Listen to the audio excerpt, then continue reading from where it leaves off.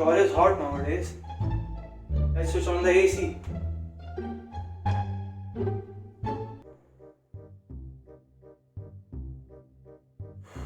Well, that's much better. Sure is cold now. Do you know how an AC actually works? You know what? Let's find out. We all know how hot it gets in the summers. It's a common experience that the temperature inside the house is lower compared to that of the outside due to the insulation provided by the walls. According to second law of thermodynamics, the heat from the hotter region should always flow to the cooler region. Thus, the heat from outside should always flow inside our houses, making it hotter. But AC prevents this natural flow of heat, making our houses cool. Let's see how it happens. AC works on the principle of a heat pump. So before understanding the working of an AC, let us understand what a heat pump is. A heat pump is a device which directs the flow of energy in a way which is opposite to that of a spontaneous flow. To simply put, it functions in a way which is completely opposite to which a heat engine works. The components of heat pump are the cold reservoir or the heat source, the hot reservoir or the heat sink, and a system that does work on a working substance. Conventionally, energy flows from a heat source to the system that does work on the working substance and then pours out this energy to the heat sink. On the contrary, in a heat pump, the system does work instead, which draws energy from the cold reservoir and pours it into the hot reservoir. Now let's get back to the main topic, which is the air conditioner. An air conditioner is a sophisticated heat pump.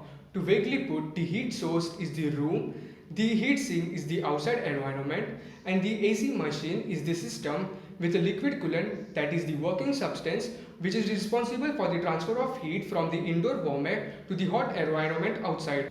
Now let's see the working of an air conditioner.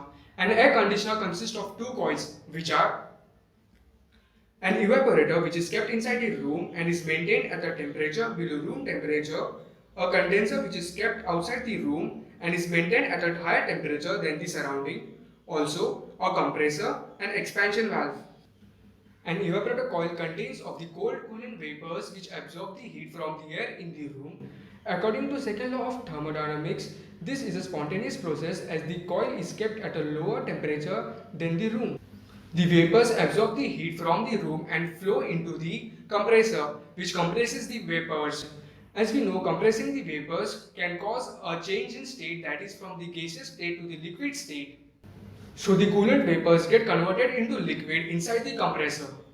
Since increase in pressure causes an increase in temperature, so the coolant gets hotter and flows into the condenser where the heat is transferred to the environment. This is a spontaneous process.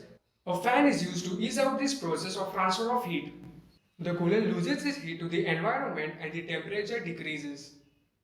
Then it enters the expansion valve, which causes the pressure exerted on the coolant to go down, which again results in the phase change, and the coolant now becomes a mixture of vapor and liquid. As the pressure decreases, the temperature also decreases. Thus the temperature of the coolant goes down below the room temperature, and the whole process repeats.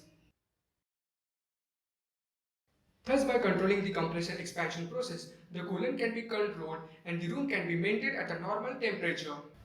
Thus, an AC acts like a system in a heat pump by controlling the compressor and expansion valve and other components that uses electrical energy to transfer heat from the heat sink, which is the room, to the heat source, the environment.